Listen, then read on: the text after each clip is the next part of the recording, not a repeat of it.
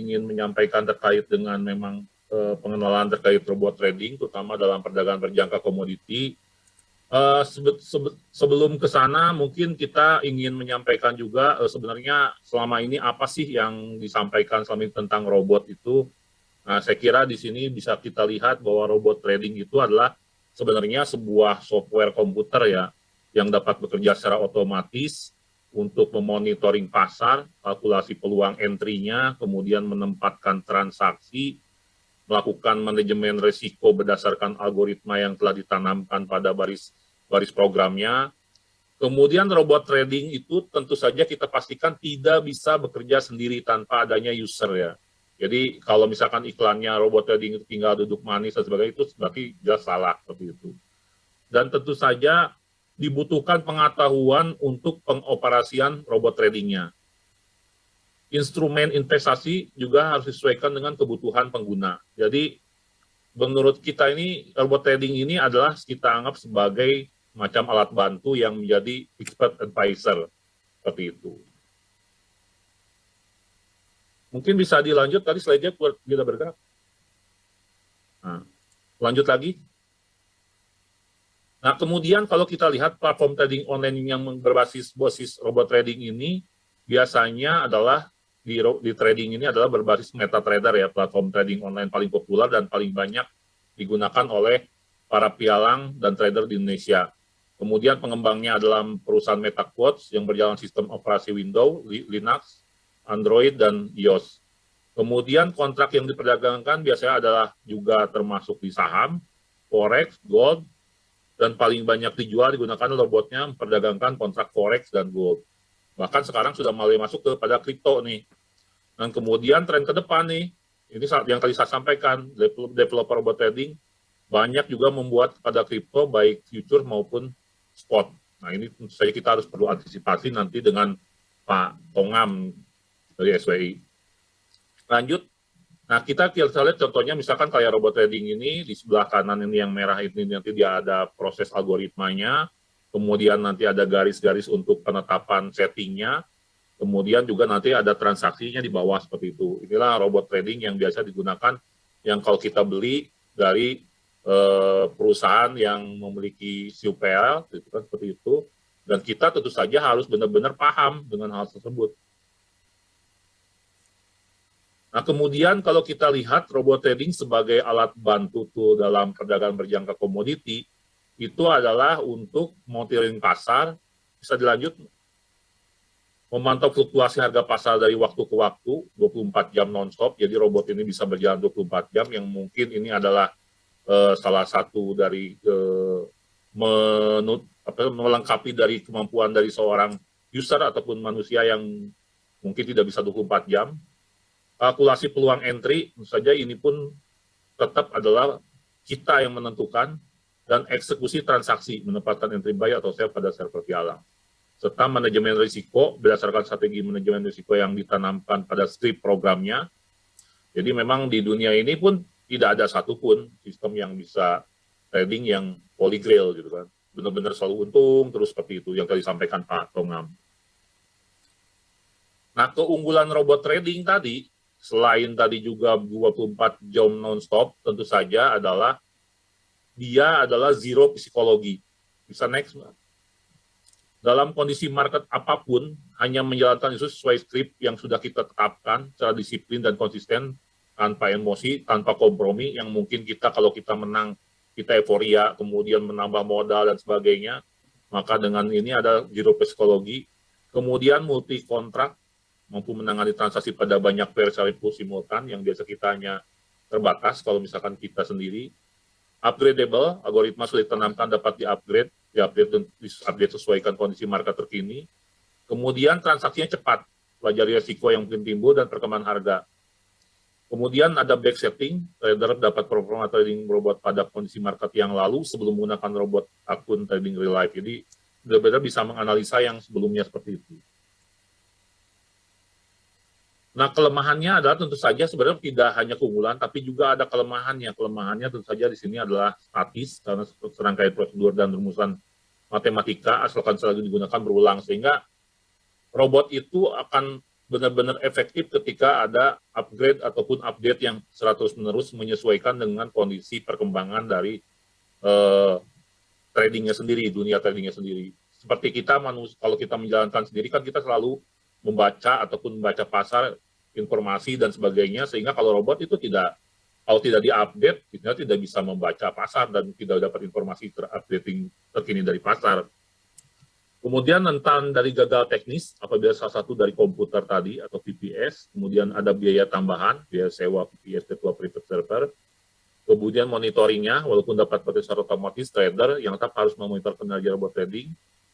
Kemudian back setting berbeda dengan dari FT-nya, di atas kertas bisa sesuai dengan harapan trader, namun setelah diaplikasikan kondisi market sesungguhnya, forward test-nya bisa jadi tidak terjadi ataupun terjadi dan sebaliknya atau loss.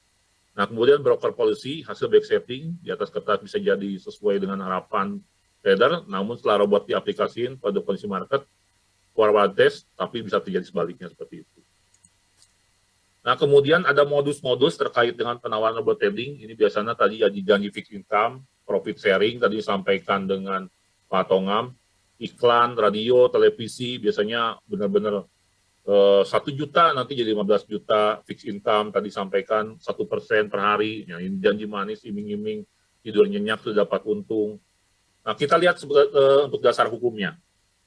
Kalau kita lihat di Undang-Undang Perlindungan Konsumen, Undang-Undang 8 tahun 99, Pasal 9, pelaku usaha dilarang menawarkan, promosikan, mengiklankan barang atau jasa secara tidak benar dan atau seolah-olah menawarkan sesuatu yang mengandung janji yang belum pasti. Jadi ketika dia mengiklankan tadi 1 juta, 15 juta, 1% per hari, dia sudah menyalahi undang-undang dari sisi iklan tersebut. Nah, ini mungkin bisa menjadi catatan bagi teman-teman di Reskrim di tempatnya Pak Wawan nanti Pak, seperti itu. Sanksi pidananya di sini paling lama 5 tahun, pidana denda paling banyak adalah 20 miliar. Kemudian ada Undang-Undang 32 tahun 1997, sebagai yang telah diubah dengan Undang-Undang 10 tahun 2012 tentang perdagangan berjangka komoditi, pasal 57 ayat 2 huruf D, setiap pihak dilarang secara langsung atau tidak langsung mempengaruhi pihak lain untuk melakukan transaksi kontrak berjangka, kontrak derivatif lainnya. Jadi di sini tentu saja ada upaya-upaya perusahaan-perusahaan robot trading, terutama yang ilegal ini, untuk mempengaruhi. Jadi di sini sudah menyalahi 2 undang-undang di dalam hal ini. Yang terakhir ini adalah PP 29 2021, ini turunan dari Undang-Undang Cipta Kerja ya, tentang penyelenggaraan bidang perdagangan, pasal 51 huruf O, perusahaan yang telah memiliki perizinan berusaha di bidang penjualan langsung dilarang melakukan kegiatan menjual barang dan atau jasa termasuk produk komoditi berjangka sesuai ketentuan perundang-undangan. Jadi dalam hal ini jelas, ketika dia mendapatkan izin SUPL, maka di situ berhenti, di situ adalah dia hanya saja berdagang sebagai penjual robot saja. Ketika dia melanjutkan kepada ranahnya kemudian pada penjualan kontrak berjangka dan sebagainya, bahkan ada ikatan dengan yang lainnya, kontrak berjangka dan sebagainya, mungkin pelatihan dan sebagainya, bahkan referral, dalam hal MLM tidak masalah sepanjang dia hanya sebagai dari SUPL tadi, gitu, di antara anggotanya. Tapi ketika dia masuk ke dalam perdagangan trading berjangka, maka di situ akan menjadi ilegal. Gitu. Nah, tentu saja banyak juga perusahaan walaupun yang kemudian melakukan trading, banyak yang tidak memiliki izin Bapepti, bahkan juga tidak memiliki SUPL. Nah, ini lebih bahaya lagi seperti itu. Nah, tentu saja walaupun ada yang melakukan trading, saya punya robot Pak untuk trading, tapi saya sudah punya SUPL, tetap salah. Karena dia tidak diberikan izin sebagai perusahaan untuk menjadi perusahaan bergerak di bidang berjangka, gitu, seperti itu. Jadi dalam ini harus beli putus di sini dalam ini. Tidak ada lagi ketika dia SUPL, sudah cukup beli putus. Ketika trading, nanti urusannya itu adalah izin lagi dari Bapepti untuk trading di bursa berjangka. Nah, kemudian modus penawaran robot trading yang lainnya adalah menawarkan jasa robot trading, jasa ya di sini, sewa robot, melalui member, get member, dan sebagainya. Nah, ini juga menjadi sorotan yang tadi 1% per hari, seperti itu. Nah, kalau kita lihat nih perbandingan antara robot trading asli dan abal-abal. Kalau kita lihat bahasanya, mungkin ini saya ngikut bahasanya waktu di acara di TV, waktu itu ada pakar trading juga. Kalau abal-abal ini pengguna tidak mendapatkan file robotnya tradingnya, hanya mendapatkan akun trading untuk monitoring transaksi. Jadi biasanya perusahaan robot tradingnya memberikan akun, sebenarnya yang menggerakkan adalah dari perusahaan itu, bukan kita sendiri gitu. Seharusnya kita membeli, benar-benar adalah beli putus, kita menggunakan trading, tidak ada pelatihan apa-apa, ataupun hanya dari e-book, walaupun sifatnya pelatihan, hanya pelatihan dari e-booknya sendiri, tapi tidak ada dalam rangka kemudian dari perusahaan robot trading itu meng-guide jadi tradingnya, karena yang trading nantinya sepertinya perusahaan robotnya, sedangkan kita diberikan akun mengikuti perusahaan tersebut. Nah, instalasi setup backsetting secara running robot trading secara mandiri tidak dimungkinkan, hanya dapat diaplikasikan running pada pialang yang bekerja dengan provider robot trading. Profit atau loss karena diatur oleh provider robot trading, bukan dari aktif robot trading. Jadi tidak ada manual book dan layanan support juga. Kalau yang asli ini penggunaan mendapatkan file robot trading dalam format exe atau ekspor, menggunakan akun trading live atau real dari pialang resmi. Developer menyediakan manual book dan layanan support. Pengguna dapat melakukan instalasi, setup, kemudian backsetting secara running robot trading secara mandiri, dapat diaplikasikan running semua akun trading yang diterbitkan pialang resmi. Jadi kalau misalkan ternyata tidak bisa dipakai di semua, berarti ini udah jelas, hanya tertentu seperti itu. Profit atau loss karena aktivitas transaksi dilakukan oleh robot trading pada market yang tidak dimanipulasi.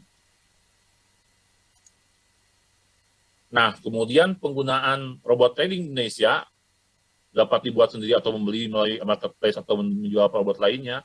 Individual robot trading digunakan secara pribadi atau pemula, tidak memiliki waktu cukup untuk belajar analisa teknikal dan fundamental sehingga menggunakan ini. Kemudian terkait dengan pengelolaan dana, layanan pengelolaan dana disediakan oleh trader kerja dengan secara individu atau tim.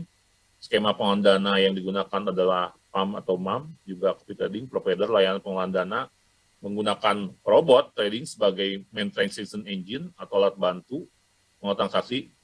Dan ini tentu saja yang dihindari adalah peran dalam money game adalah sebagai casing atau pemanis. Tujuan dan caranya adalah mengelabui masyarakat awam dengan bisnis seolah-olah bonafit dan make sense.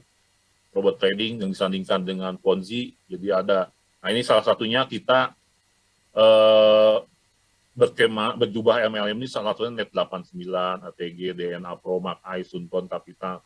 Jadi kita kemarin itu di bulan tadi kalau Pak Tongam kemarin ada beberapa, di Agustus sendiri kita kemarin sudah ada 249 domain situs ya. Salah satunya itu bahkan bisa berulang-ulang entitasnya seperti misalkan kayak ATG itu bisa ada 16 buah yang diblok domain situsnya. Sebenarnya itu semua ATG gitu. Kemudian ada juga DNA Pro Academy, kemudian Net89, kemudian juga ada beberapa lagi banyak kemarin termasuk IA50, kemudian Net89 itu Smart X Bot kalau nggak salah produknya.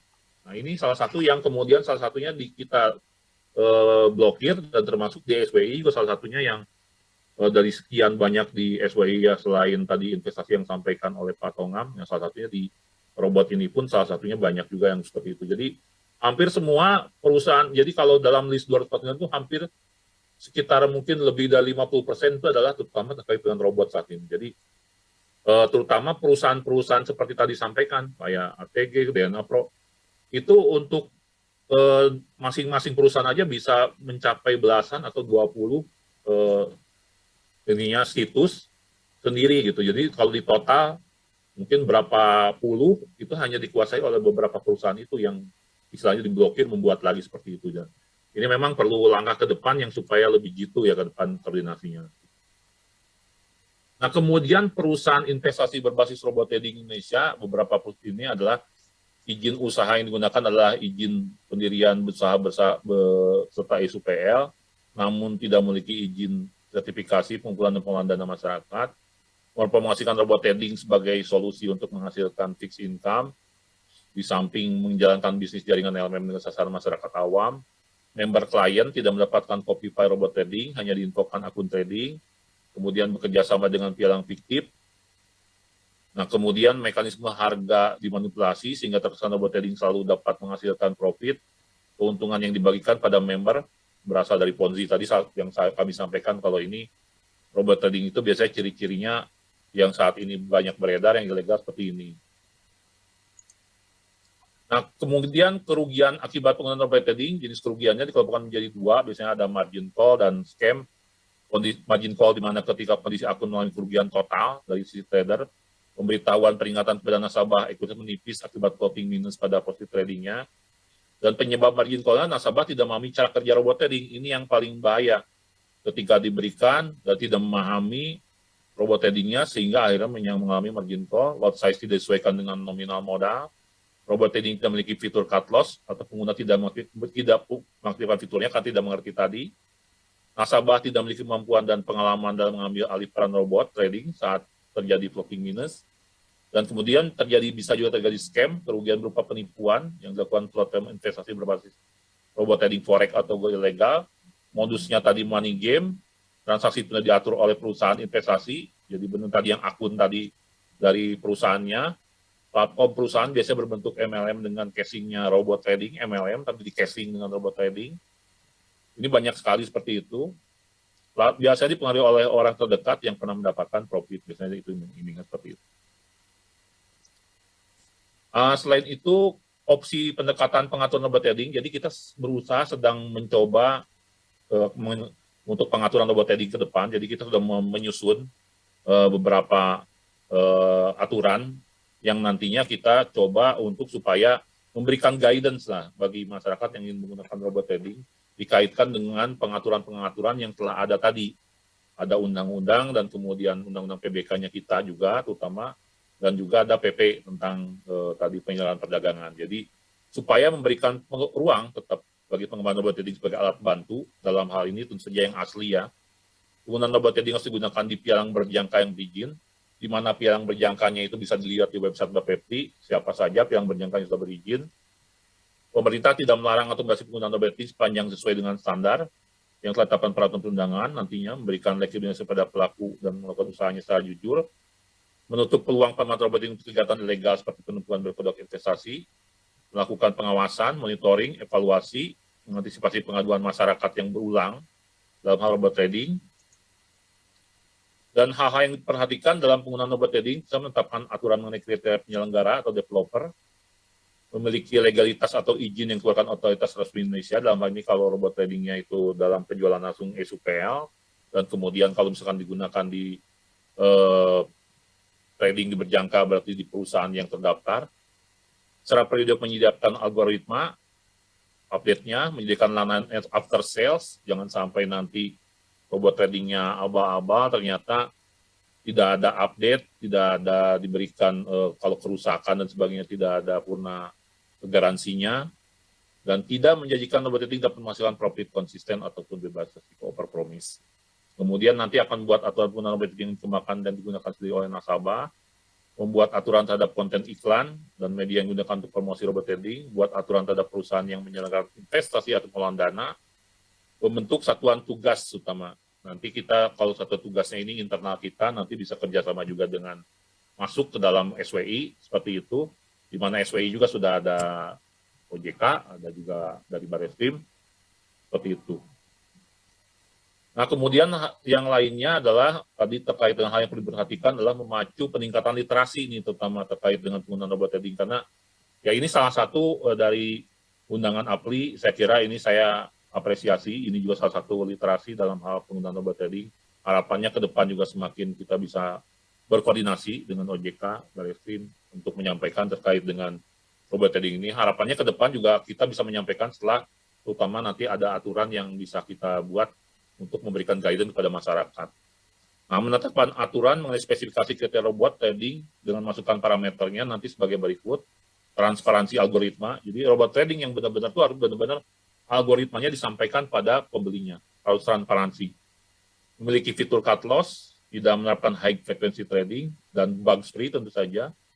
Ada portofolionya, menyertakan file installer, manual book, dan dikembangkan oleh perusahaan memiliki legalitas dan integritas, memperdagangkan kontrak yang telah ditetapkan dan mendapatkan persetujuan nanti dari Bapepti seperti itu. Mungkin demikian dari kami yang dapat disampaikan. Nanti kalau misalkan perlu nanti diskusi, nanti ada pertanyaan, silakan nanti forum diskusi. Terima kasih. Wassalamualaikum warahmatullahi wabarakatuh.